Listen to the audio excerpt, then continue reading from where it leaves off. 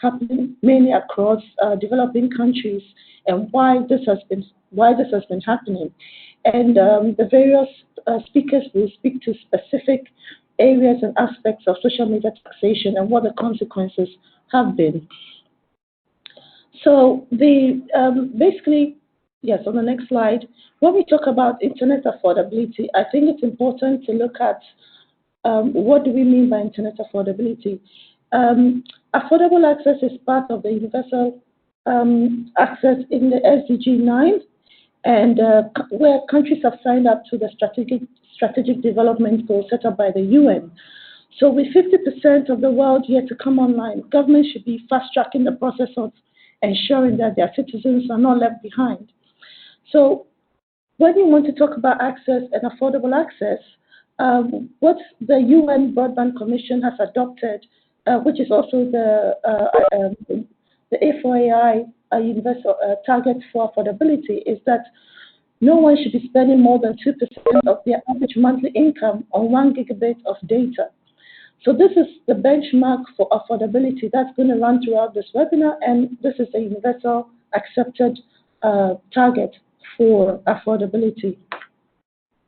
So we've seen a trend, a very worrying trend coming across from various countries taxing social media and internet-related services. And for us, it's a real threat because we have those about 50% of the world who are offline. And with these taxation coming in, it threatens those who are already online. And it also has a tendency to further exclude those who are just on the fringes of coming online, but are in between either debating on whether to buy the next piece of food or to spend it on services. And so having taxation that affects the consumer is not the way to go for governments. So we're looking at various countries and that have been doing this. And if you look at this map, you have, unfortunately, quite a number of these countries have been in Africa, although we've seen certain trends coming in other regions as well. But this is basically on our research that we looked at last year, the trends that were happening in 2018. And you look at Uganda, which is the poster child, unfortunately, for bad behavior in this area. Uganda set up a tax, and it was a double whammy because it was there was a daily tax of 0.05 USD on social media sites and internet-based sites as well. Plus, in order to access the social media sites, you needed to pay by mobile money. And there was an additional tax on mobile money as well, which made the cost of data jump up to about 40% of monthly income for the poorest. And if you think about the targets that we have, that you shouldn't spend more than 2% of your average monthly income on 1 gig of data, then 40% is a real exponential increase.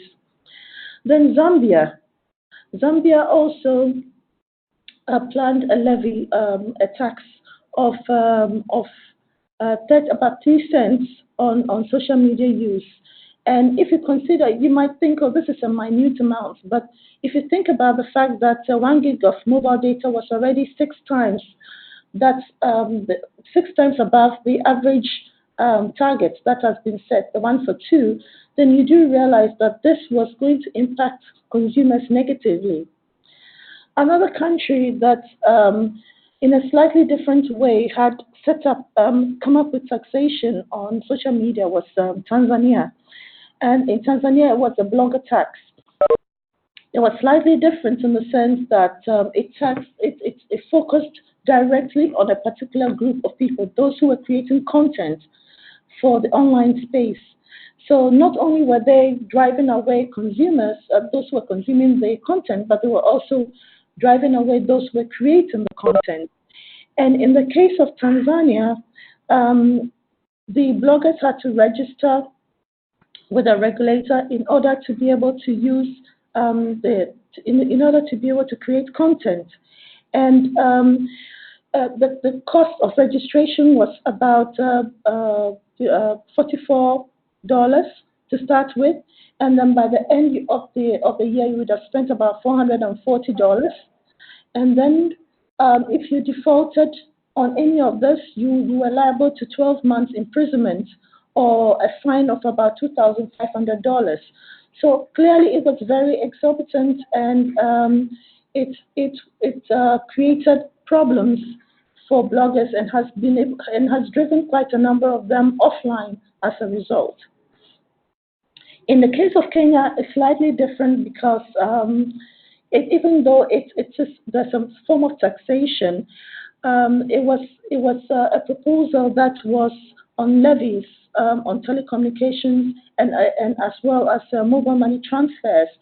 It was fought in the courts and put on hold, but nevertheless, it was an intent that the government came up with because they needed to make more revenues.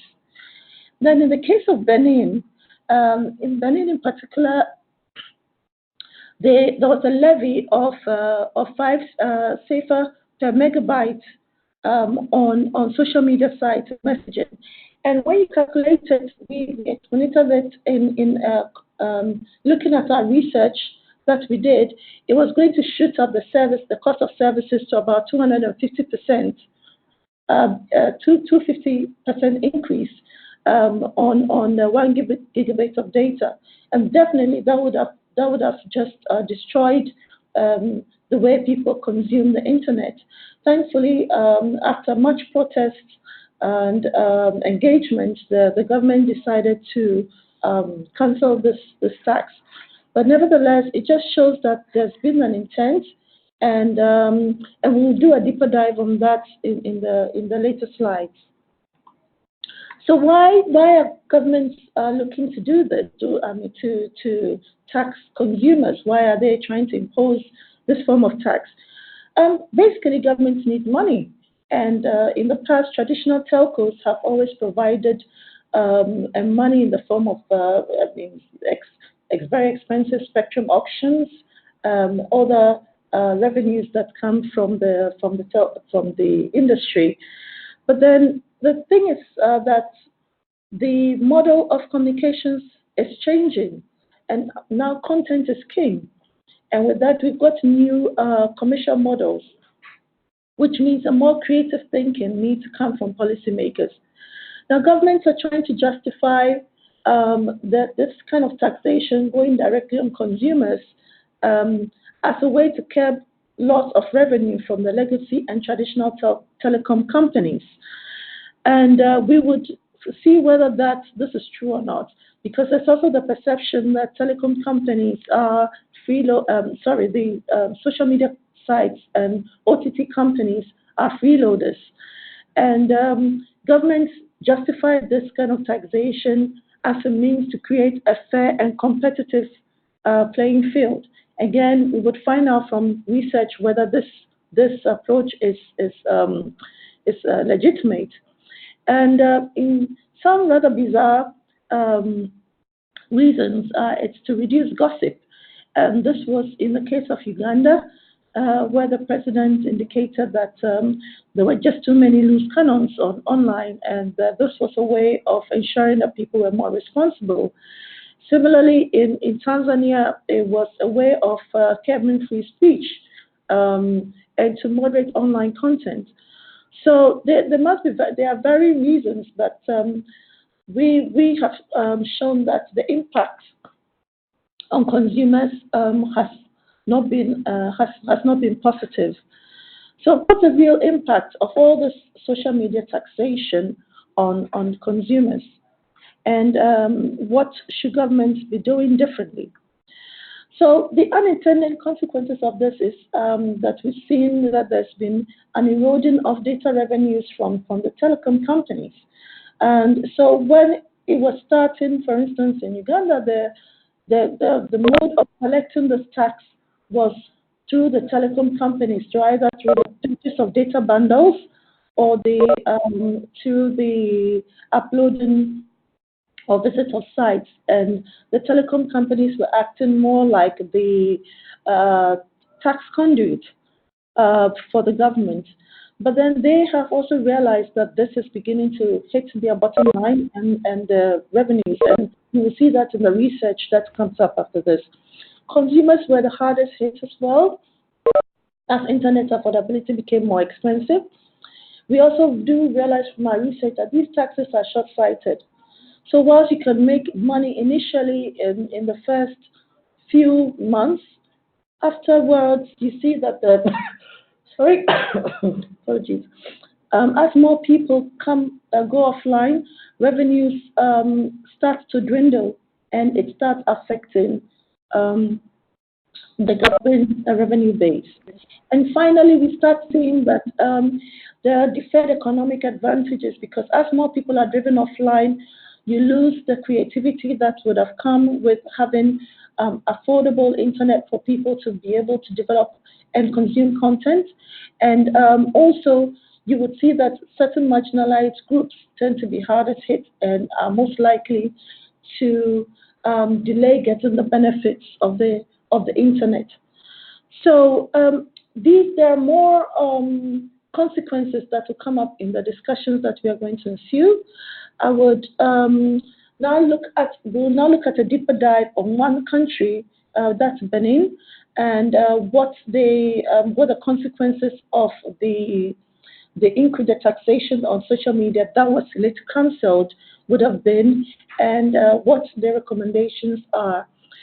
So without much ado, I would invite my colleague Christophe to come online and present on understanding the negative impact of taxation in the ICT sector in Benin.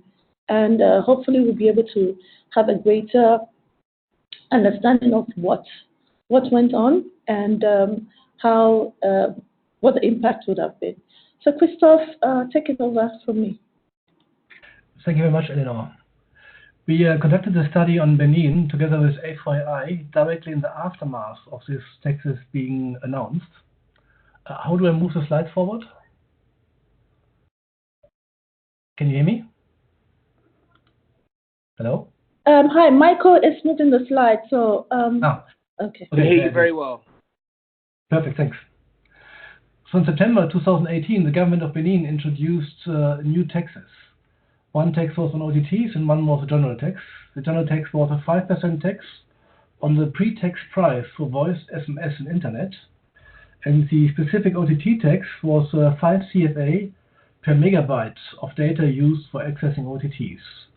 And the reasons given for these taxes were that the government sought to protect network investment and also to encourage OTT providers to pay their fair share of regulatory fees and taxes. And these arguments are based on two misconceptions. Next slide, please. That OTTs cause mobile operator revenues to fall, and that OTTs are free riders, that they're not paying taxes. And I will be addressing both of these misconceptions in the next slides. Next slide, please. Here we see the revenue expressed in percent of the Q1 2013 revenues. That means that any of the operations of MTN in Africa that end up above the 100% line, the big red line, in Q2 2018, have seen an increase in overall revenues. And these are calculated based on taking ARPU's, average revenue per user, and subscribers. And we see that, first of all, the revenue flow goes up and down. It changes erratically partly, while we know that the OTT use has been exponentially increasing during the same period between 2013 and 2018. And we see that of all of MTN's operations in Africa, only Liberia and Guinea had lower revenues at the end of the period. And for Liberia and Guinea, we can see that in 2013 the revenue was still increasing, but then both countries got an economic shock caused by Ebola, and GDP had declined since then, and that caused the lowering of revenues. But it's clearly not linked to OTT use. If OTTs would be reducing operator revenues, then this would need to be applicable across all countries, and not just one or two specific cases. So we see that generally mobile operators actually had more revenues and not less over this period. Next slide, please. And the reason for this is that the business model is going to change. When we look into the evolution of technology, when mobile networks were launched initially, they were launched to provide voice, and voice was switched via circuit switching. And the second generation of mobile networks brought us SMS. And ever since 2.5G, it's all been about faster and better data. And everything has been packet switched since then. So the future business model is clearly based on data. This is where all the investment has gone into in the last 10 years. And the graph on the right is supposed to read in percentages. And in 2000, all revenues were basically voice and SMS revenues. And by 2025, we predict that it will be all more or less just data revenues. Voice and SMS will be a specific premium application, maybe used for certain features, emergency services, online banking, but a regular end-user business model will be just data. And the reason why mobile operators are charging still today for a minute or for an SMS is because they can, not because the technology dictates this. So when now everything is packet switched, most mobile operators are VoIP only, and there's no need to charge per minute or per SMS. And they will continue doing so unless another operator enters the market that changes the business model or facilitates a change of the business model. And we see this, for example, happening in India 2 years ago when Jio started and rapidly gained subscribers. They are providing an incredible amount of data for an access price and don't bill for voice and SMS. It's just free on the network because it's anyway all IP terminated and IP transferred. Next slide, please. So we've seen that the business models are changing and that mobile operators will be primarily making money with data. And OTTs are driving data use. And the argument against them free riding and not investing can best be understood from the internet value chain. So when we look into internet value chain, OTT applications operate in a very different segment from mobile operators that provide access. And higher use in a country or globally would benefit each of the segments in the value chain.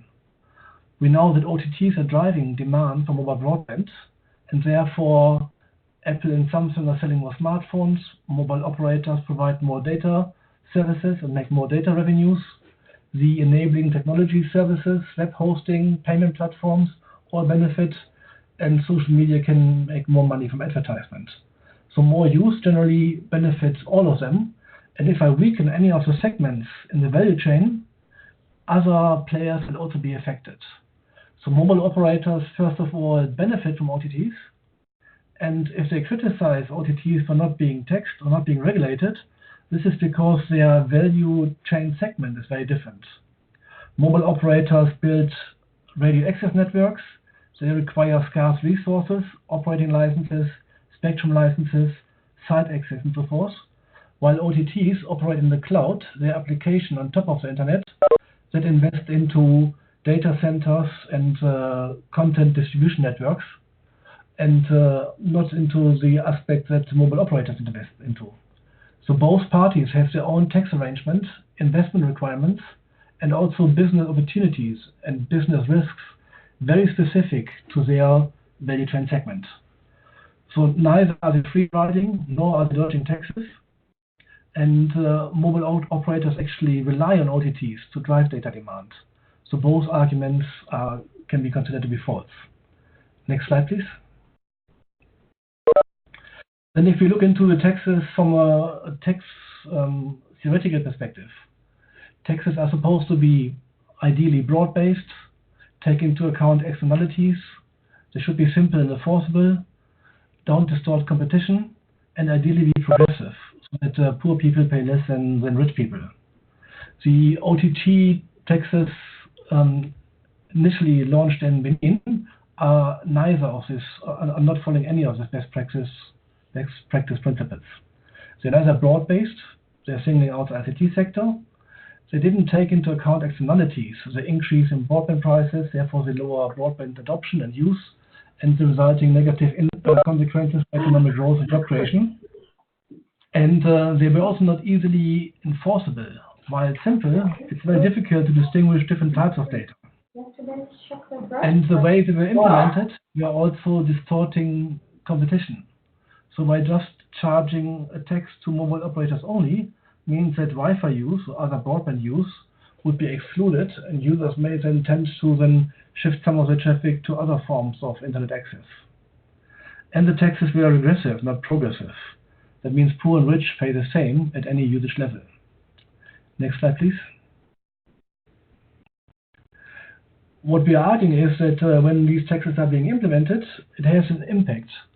And while there may be a shock, like in Uganda, or a shock like here displayed for Gambia, it doesn't mean that the traffic and the volumes will not increase again, but they will increase from a lower base.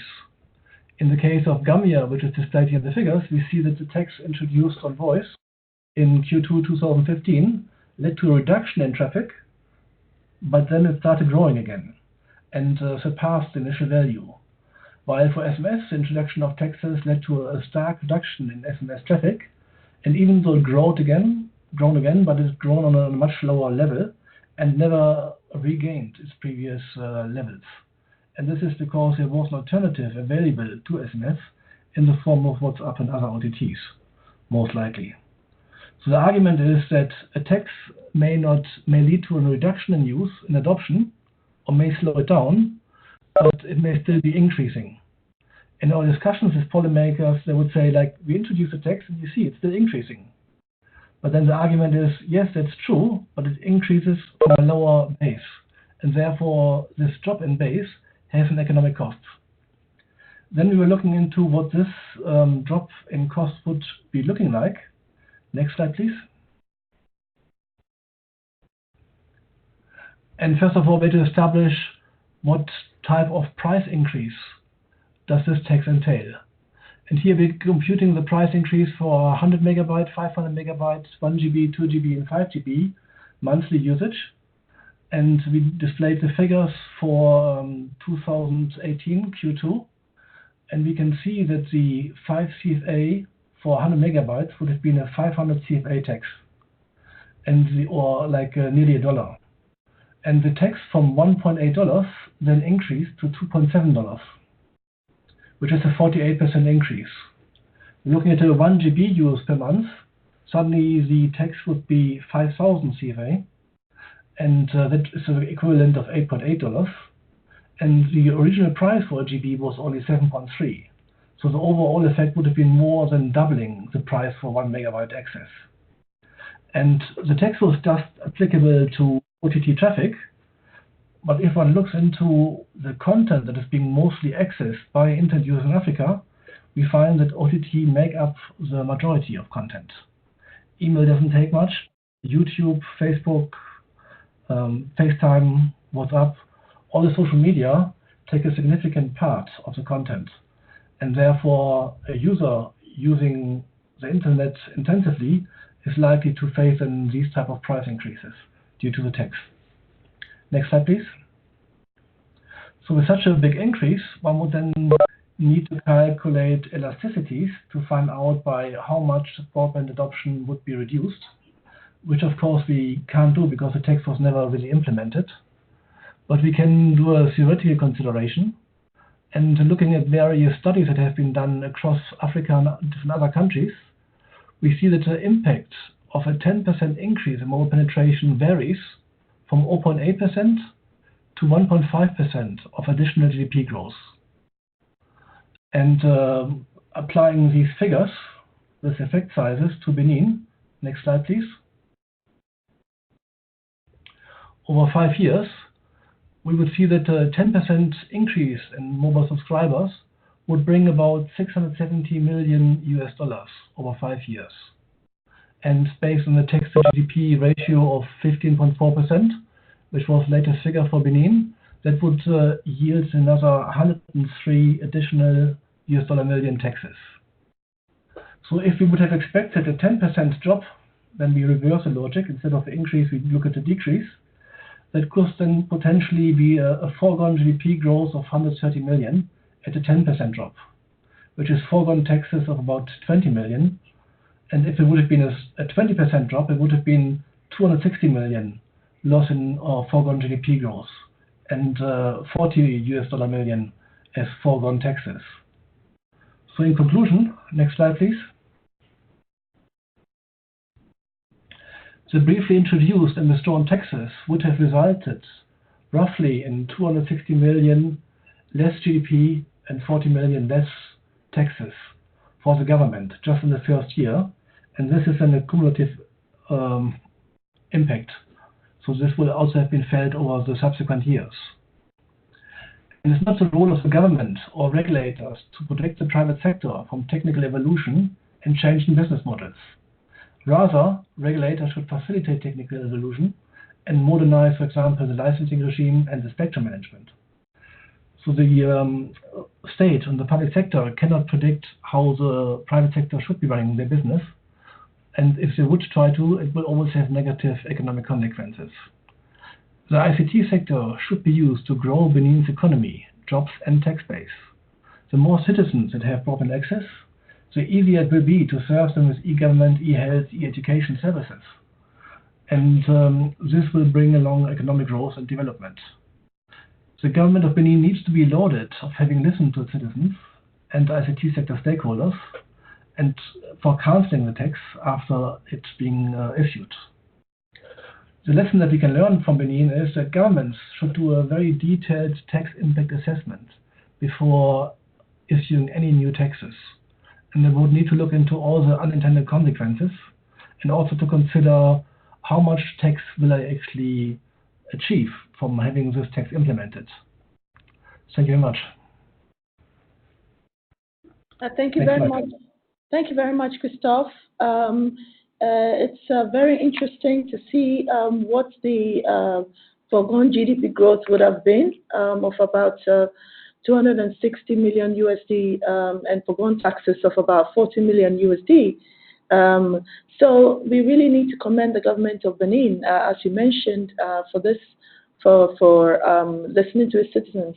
I want to mention that we'll take questions right after all the presentations. So just kindly be dropping your questions in the comments box, and we would come to it. We would also try to open up so people can speak up as well. So now we go to another country where it's not been so smooth sailing.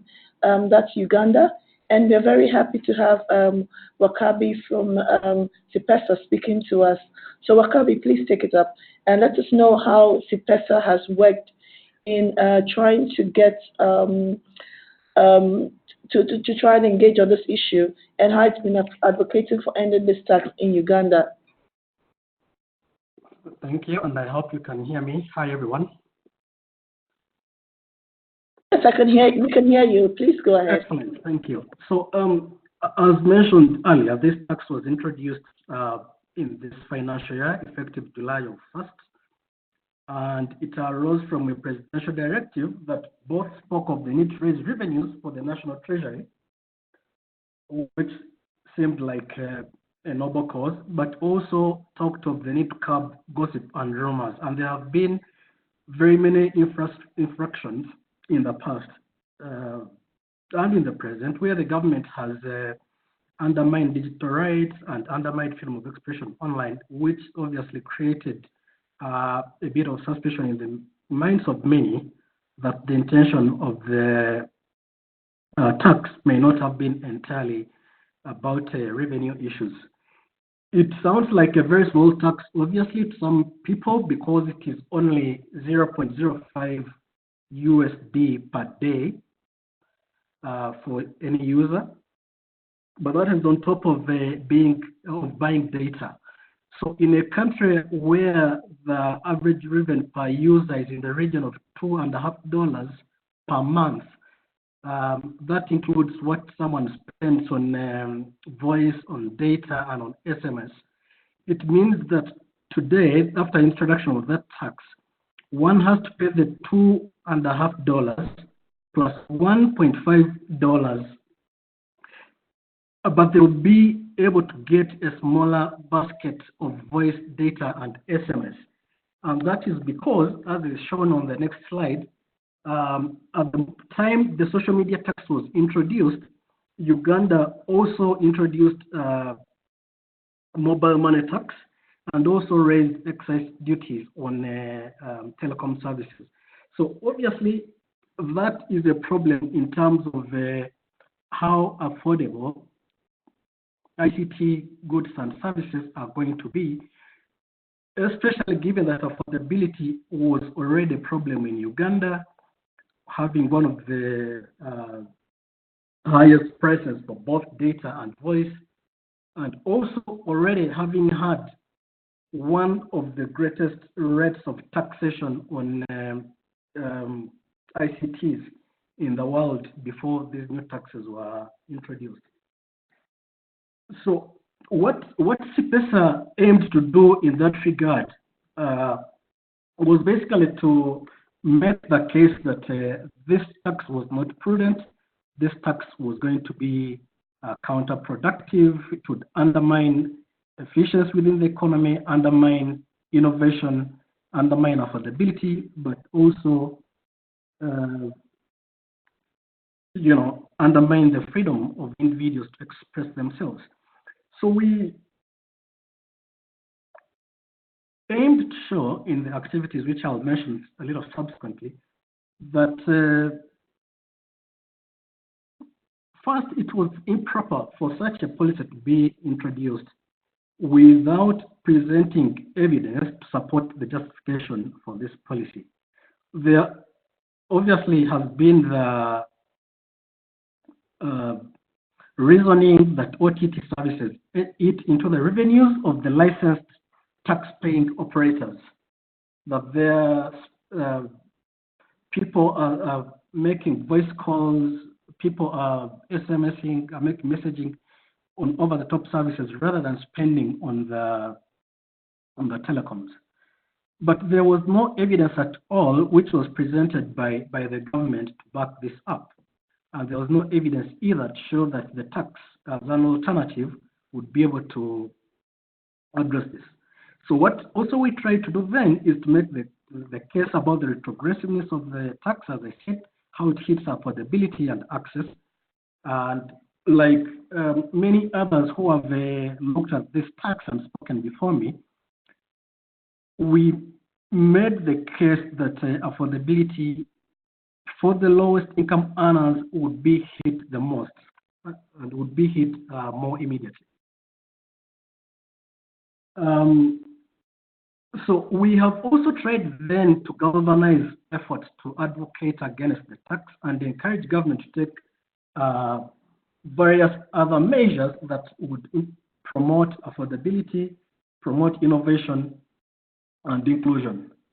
We have made a few suggestions on that, and I will mention some of them subsequently. So obviously, we have done a couple of things such as writing blogs. So the guy I called him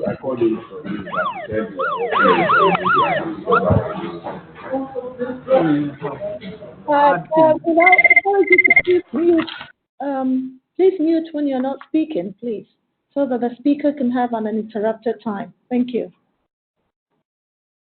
We've had convenings bringing together different state and non-state actors to talk about why this tax should not be in place.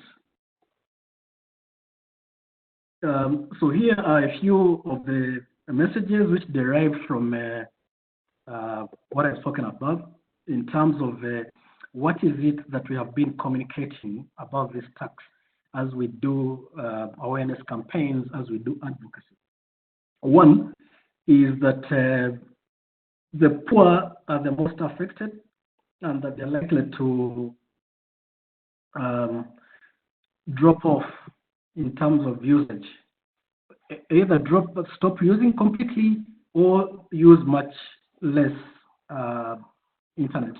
And here we made use quite generously and successfully of computation by FOAI, which showed that the cost for the poorest would go up by up to 40% of the monthly incomes. There is that image on the next slide. If you could please jump to that.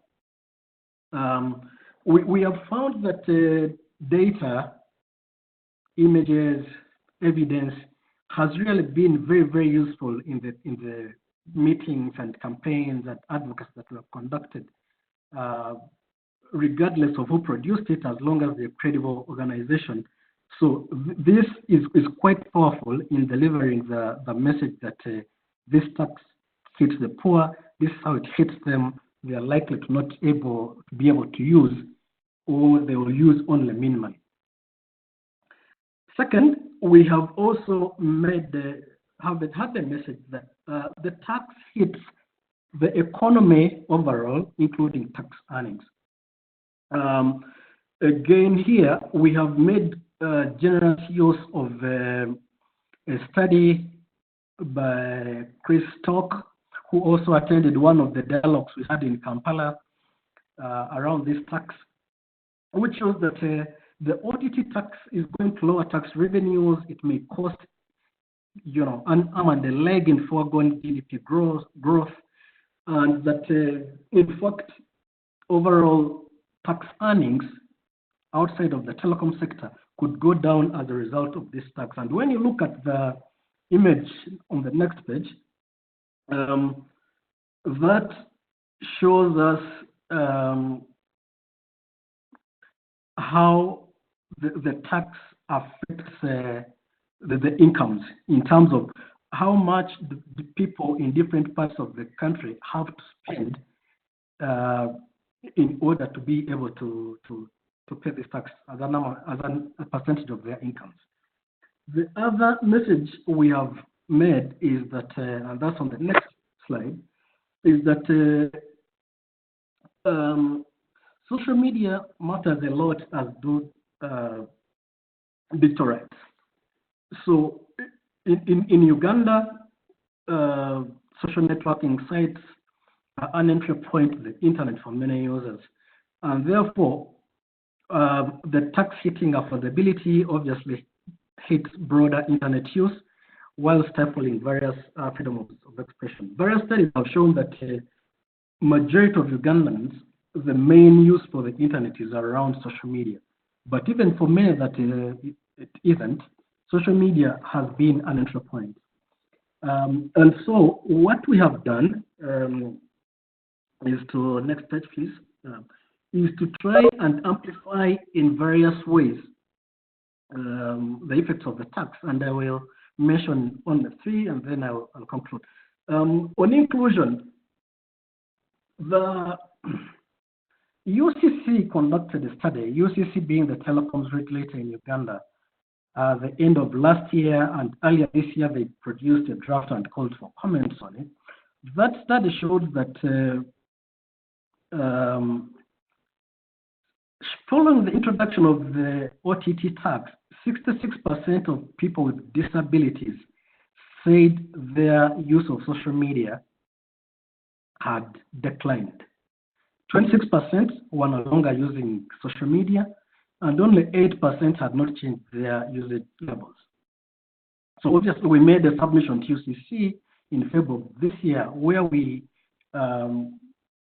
emphasized on this issue of some of the constituencies that may not be visible in terms of how the tax affects them. We had done some work last year where we found that persons with disabilities had been very, very much affected in terms of this tax. So this study by UCC building on this was just sort of validating what we had already said, but that's the case for inclusion. We have done it for other segments, but I just picked on it. Now, the next thing which I want to talk about is about the monthly revenues from this tax. This is again an effect of the tax that we've been amplifying. When Uganda introduced this tax in July of last year, earnings from the tax were 1.5 million. The next month, 1.1 million.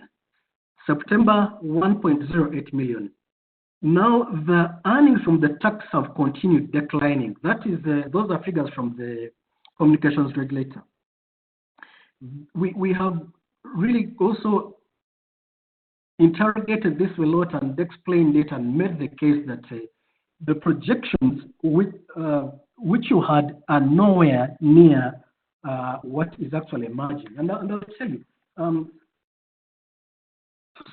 at the end of the financial year in June, Uganda is likely to raise $18 million total from OTT tax. When the tax was introduced, the finance ministry projected $76 million. So Uganda is actually going to get less than 1/4 of what it projected that it would get. But also the earlier projections were even more outlandish. The president had spoken of the 108 million. So finance lowered it to 76, but then we see they are going to get just about $18 million if that is on their side. Just one or two more slides and then I'll get in. So we have a few things which we have noted. It's very, very, very useful to have data and figures and research that are driving your advocacy and awareness raising. We have also seen it's very good to use multiple platforms, involve various stakeholders, use social media, blogs, do media interviews. It remains very useful to interrogate the figures, to do research basically to inform ongoing advocacy or enabling advice to government in terms of what policy actions need to be taken. Uganda's examples, obviously, in terms of how affordability has been hit, the introduction of the tax has led to 5 million individuals getting off the internet, according to the communication regulator's figures. This should be a lesson to other countries. It should be quite instructive to them. But the issue of OTT taxation is not going to go away now, so we need to think about it, and as academics, researchers, advocates, we need to provide some convincing positions to governments as to how they should go about this. Thank you very much. Thank you very much, Wakabi. You've raised some really great points in there, and it's very interesting to see what the impact has been on Ugandans. And obviously, yes, evidence is the name of the game, and we need to collaborate more. So since we're running a little bit behind time, I would just go straight to Dhanaraj, who is going to speak to how the impact of taxation has been on a specific group of people. That's women, who tend to be one of the marginalized groups who are most likely to be left behind or offline. So Dhanaraj, take it away. Thank you, Eleanor, and thanks everyone for joining us today. So I just wanted to present some summary of some of the findings from an upcoming report that A4I will be publishing soon, looking at women's experiences on the various kinds of taxations that we see being implemented or being proposed to be implemented in East and Southern Africa, some of which Eleanor already summarized. So to set the context, I think many of you are aware of the fact that Africa as a region has the lowest internet penetration rate, but we should also keep in mind it also has the highest gender gap in access, the gap between the rate at which men and women are coming online. Affordability is part of this problem, in part because of the gender wage gap, which exists in many countries. In other words, men are more likely on average to earn more than women. And that contributes to this overall problem of affordability in the region as a whole. Our latest data shows that on average, 1 gig of mobile data costs about 9% of average monthly income. This is well above the 2% threshold on which we define affordability. So the question that we want to look at here is what happens then to women's access specifically, given this gender gap in access, and given the problems that women face because they're less likely to come online. What happens to women's access when we talk about these specific kinds of taxes on internet services, including social media and others. To do that, we look at 3 countries in particular, Uganda, Tanzania, and Zambia. You've already heard a summary of the different kinds of tax regimes which have been implemented in these countries. I would just point out that they vary between direct taxing on social media use, for example, WhatsApp, to Tanzania, where there's a license fee on what's broadly called online content creators, which includes bloggers, to Zambia, where there's a tax on VoIP calls, which was passed by the government but has not yet been implemented at the point when we did this research. To paint a broader picture of just beyond the taxes, but the situation in these countries, I mentioned the low penetration rates in the region as a whole. Within these countries, as you can see in this table, the penetration rates are also quite low, and that complements with high gender gap in internet access in many of the countries. Tanzania stands out in particular, where the gap is the rate at which men are coming online is almost double that of women. And in all countries, we have the problem of affordability. As you can see, in all countries, the rates and the affordability rate is quite high and above the 2% margin. So how did we go about addressing this question? Well, we took a particularly qualitative approach because we wanted to focus on women's experiences. We wanted to understand the views of women themselves in negotiating and managing these kinds of taxes. To do that, we interviewed experts in each country, at least 3 experts in each country who are leaders in the ICT space, most of whom were women. We conducted 4 focus group sessions. At least 3 of these were women-only groups, and they varied in terms of groups of people that were connected regularly, were of a higher or middle income, versus those that were of low income, working in the informal sector, or maybe were just students. So we tried to get a diverse range of women in these focus groups. We spoke to at least 80 persons in all and did a thematic coding of the transcripts of all those discussions. So what I will report in the next couple of slides are the main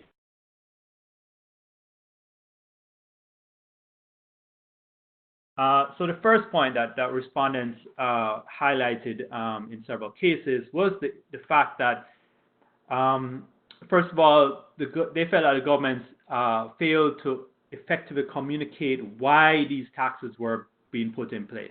What was the evidence?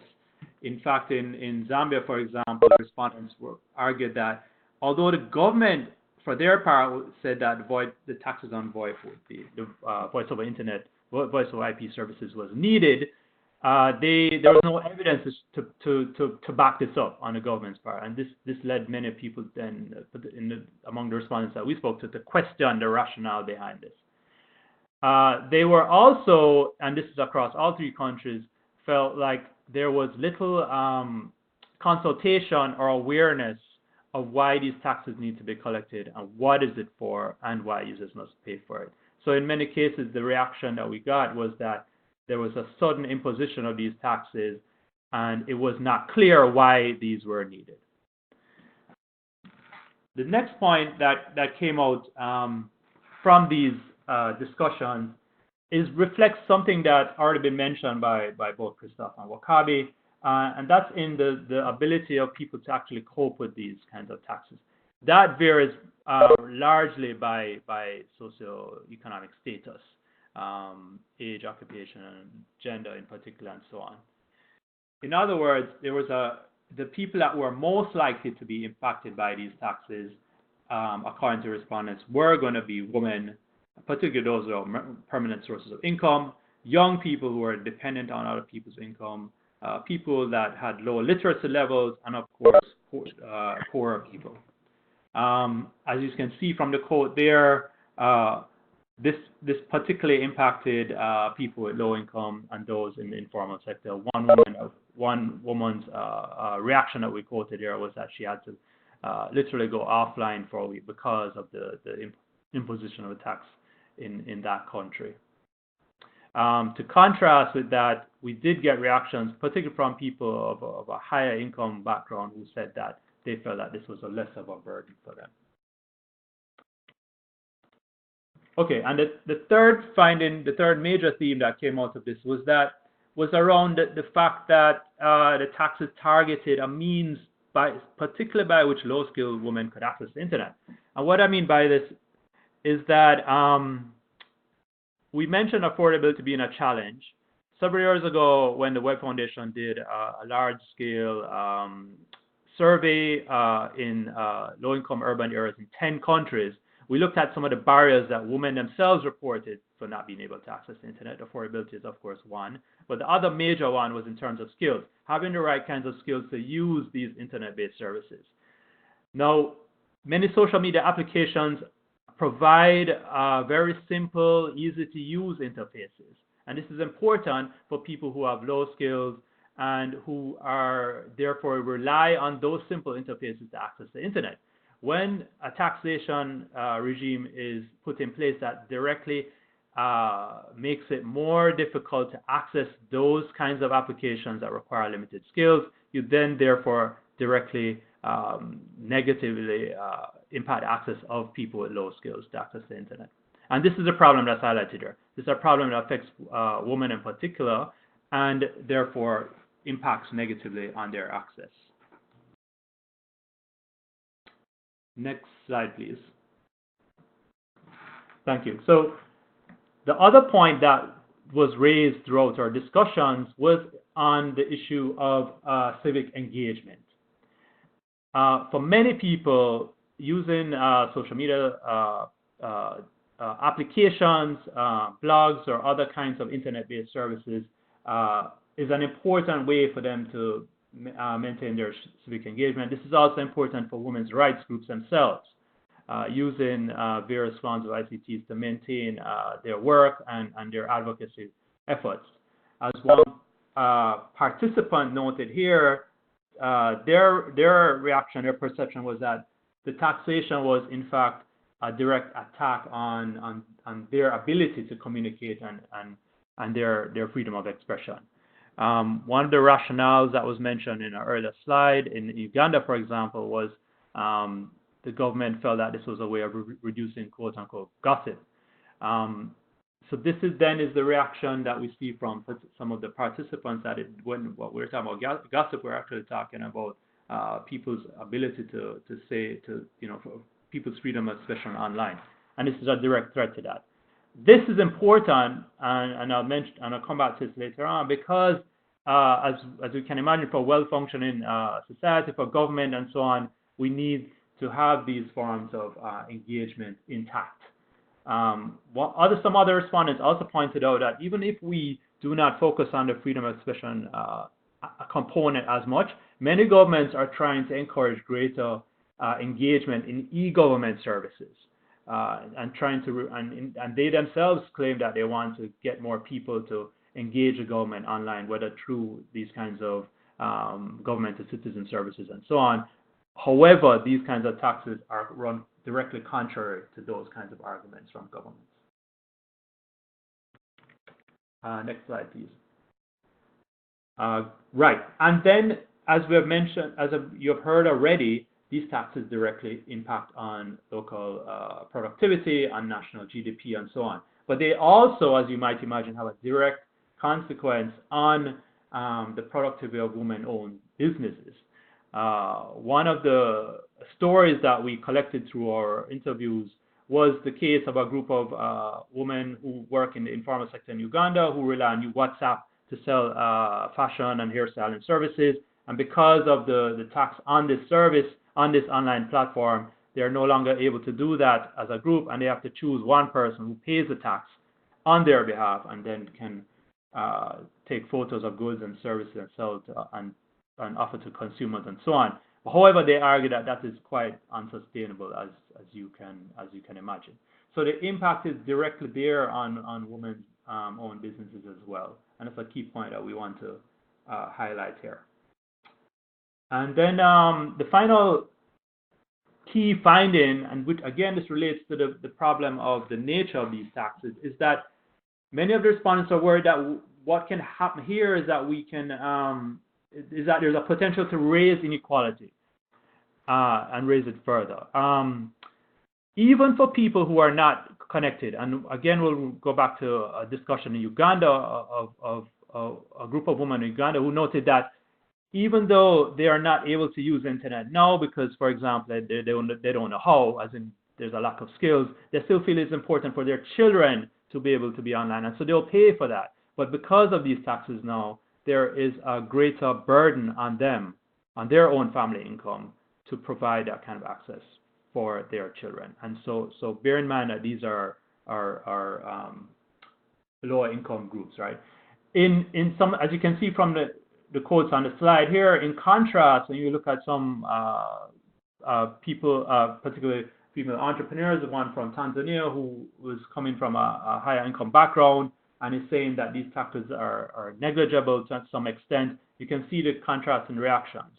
But the problem in many of these countries is you go back to what I mentioned earlier about the low internet penetration rates. If these taxes are simply going to maintain the status quo of having low internet penetration rates and significant gender gaps in access, then the governments are clearly not going to be able to achieve their goals of universal access. So I just want to wrap up then with 4 key points in terms of lessons learned and recommendations.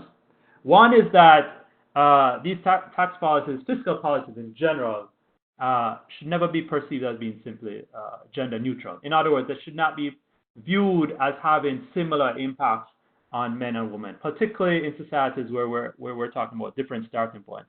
Men having more, on average, having more income, or having more control in politics, or having more access to other resources, better skills, and so on, and being therefore better able to negotiate these kinds of taxes. As we can see in some of the examples that I mentioned, this is not the case. Women particularly are disadvantaged in some situations in terms of lower incomes and lower skills. A better solution would be for governments to consider these gender issues from the get-go. We would argue that what we want are gender policies similar to broader policies that are gender responsive, that consider the impacts on men and women, and particularly from the formulation stage of the policy right down to the implementation itself. The second point is around the fact that the impacts of these taxations will vary depending on persons, their income levels, their skills levels, and so on, and that women, as I noted earlier, or some other groups such as young people might be made worse off just because of these taxes. So as this reflects a similar finding earlier from Christopher, I believe, was talking about sensitivity analysis. That should be done, especially when we think about potential behavior change. So it's not so much about people no longer being able to afford to be online, which is important, but also how they might modify their use of the internet, and then what are the implications for that, for their livelihoods and for the economy in general. The third key point that I highlighted was around the shrinking civil society space. There are many factors in these countries that are pushing and are shrinking the ability of civil society groups and women's rights groups to participate and engage governments and businesses and so on. These taxes only, the way they're currently constructed, only appear to contribute to a shrinking of that space.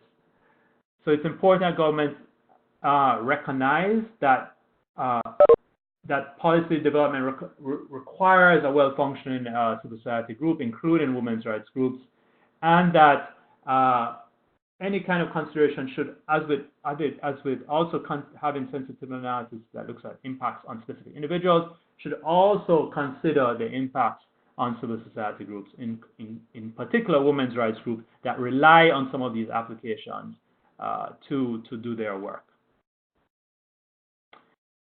And finally, the issue about how the tax policies are designed.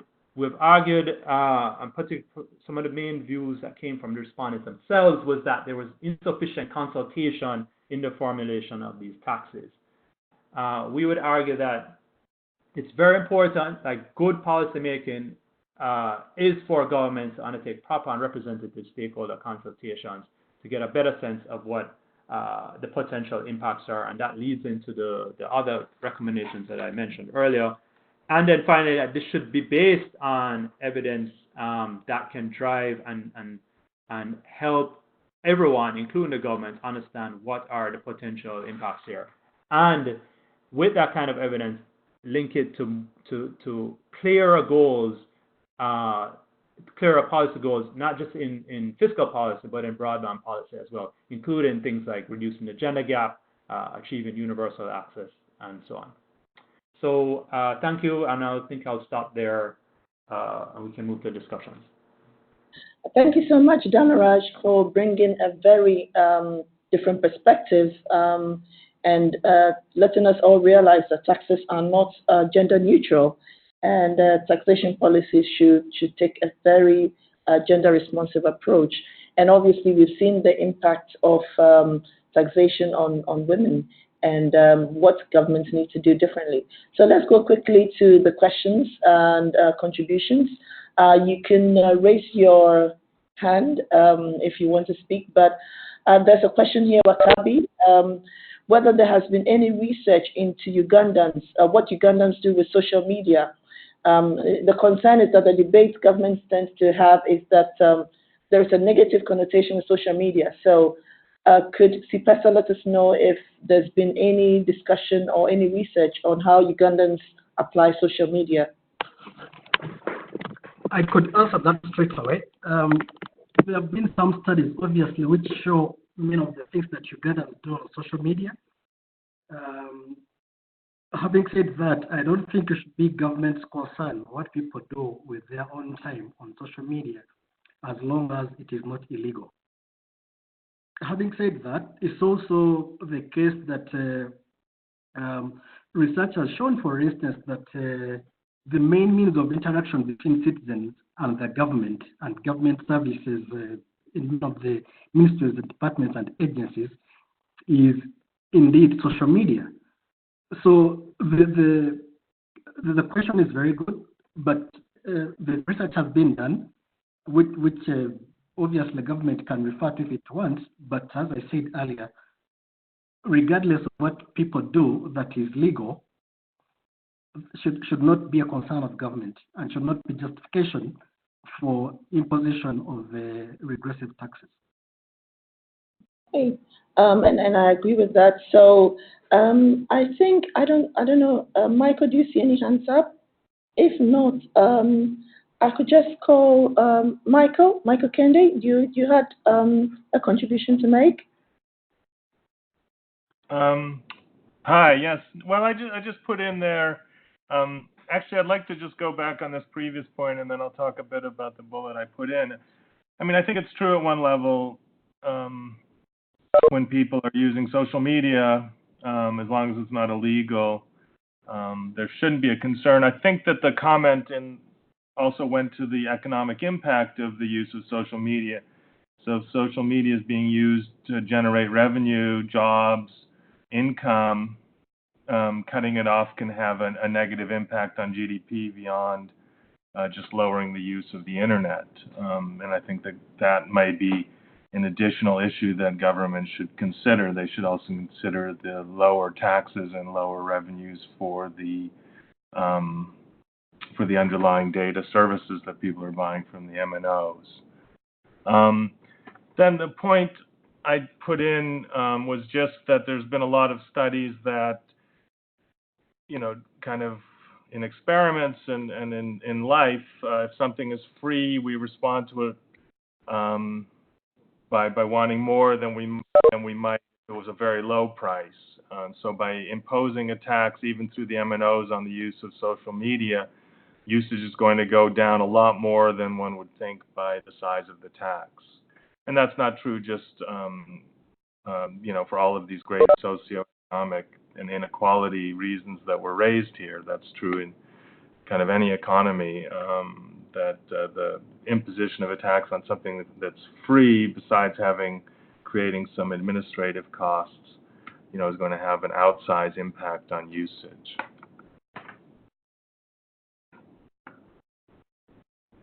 Yeah, thanks, Mike. That's a very, very insightful contribution you've just made. I've just been told that some people are not familiar with raising hands in WebEx. So Please feel free to just jump in if you have a contribution. Just introduce yourself and your organization.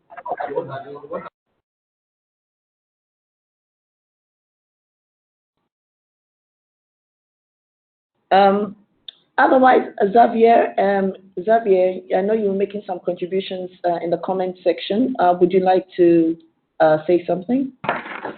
Yes, thank you very much. It was just a few comments on perhaps on the definition of OTT.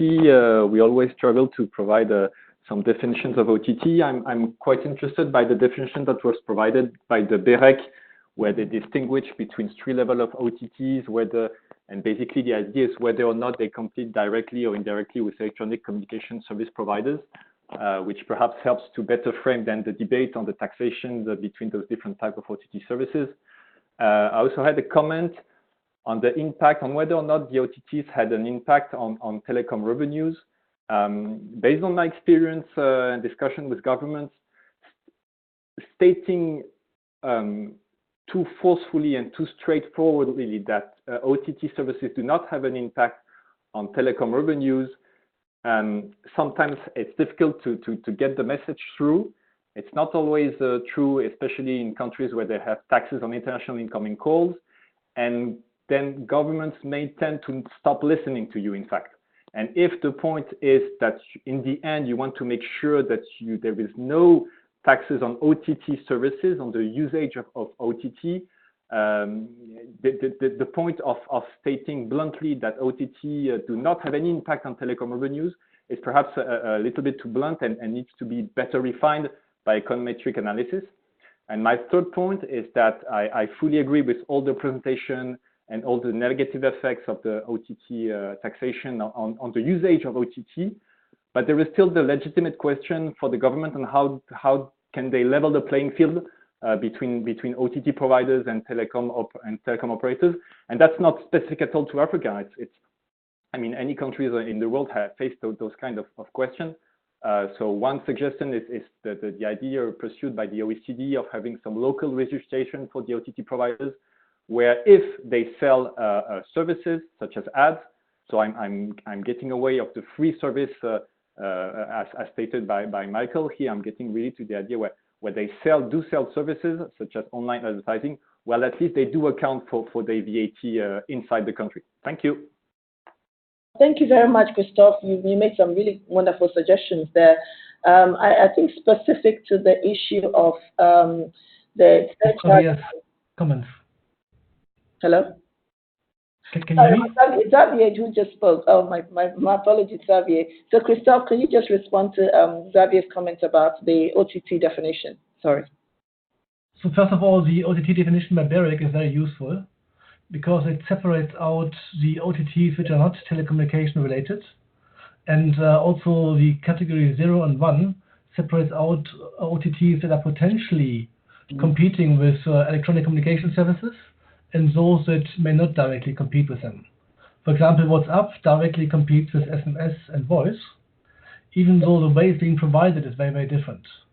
And the reason why the BEREC definition is good is because it can more focus the discussions on regulatory treatment. And for example, if I say that OTTs like WhatsApp are competing and are proper substitutes for voice and SMS, the consequence would not be that I need to now also regulate OTTs, but the consequence would be that I need to regulate voice and SMS less, because now the market is more competitive, because now there is an alternative. For example, currently mobile operators in the voice environment have a market power, have a dominant position on call termination. No one else can terminate a call but them. They have a monopoly. But now with OTTs, this is being weakened. So as soon as OTTs become full substitutes, it means less regulation, not more. When it comes then to the revenues, one has to look always into the entire picture. So yes, 1G and 2G revenues will be declining in a 5G world. But then there is 4G and other revenues, or 5G revenues, that compensate for this more than you have lost. For example, M-Pesa makes more money for Safaricom than even data does. So mobile operators benefit from other revenue sources. which are like not directly over the top because it's provided on the network by themselves, but they are also not services that were initially intended, that will only be possible due to further extending services and the smartness of the network. So when one looks into, when one engages with governments, their fear is, are our taxes dropping or are they increasing? And we don't need econometric models for this. We can just go to the revenue authorities and demonstrate how they're actually making more money since the shift to data has happened and mobile broadband has spread. And that's only directly, not even taking into account the indirect consequences. So one can show that the mobile revenues and other internet revenues in the sector have grown, that taxes have grown from these services, either through VAT or excess duties or all kind of other features. So country by country, one can have this discussion based on facts. And for this, we try to contribute a little bit with our evidence portal. I shared the link, where we look into specific countries and see whether mobile operator revenues overall have actually declined, as it's sometimes being claimed by some operator groups. I hope this answers it. All right. Thank you very much, Christophe. And we are running out of time, so just quickly wrap up. I just wanted to mention that the full report from the that excerpts of which Danraj presented on the impact of social media on women would come out next week, so please look out for it. And we'll be sharing some of these slides. My colleague Mike will be working on to share the slides also. So thank you so much for your time. We've run out, but just to summarize, evidence is the name of the game. We need policymakers to do more evidence-based research. Collaboration is very key, clearly, not just with the MNOs, but also to look at the whole digital ecosystem and also civil society, the people who are going to be users and most impacted. Taxes are not gender neutral. It's very important to consider this. And more importantly, that all countries must work to ensure that the poor are not affected by their taxation and broadband regimes, and ensure that everyone is able to meet the broadband goal by 2025 of entry-level broadband services not costing more than 2% of average monthly income. So thank you so much for your time, and let's continue to engage on the discussion further. Thank you. And to all my panelists as well, to Christophe, Wakabi, Danraj as well, and Michael working so hard behind the scenes. Thank you.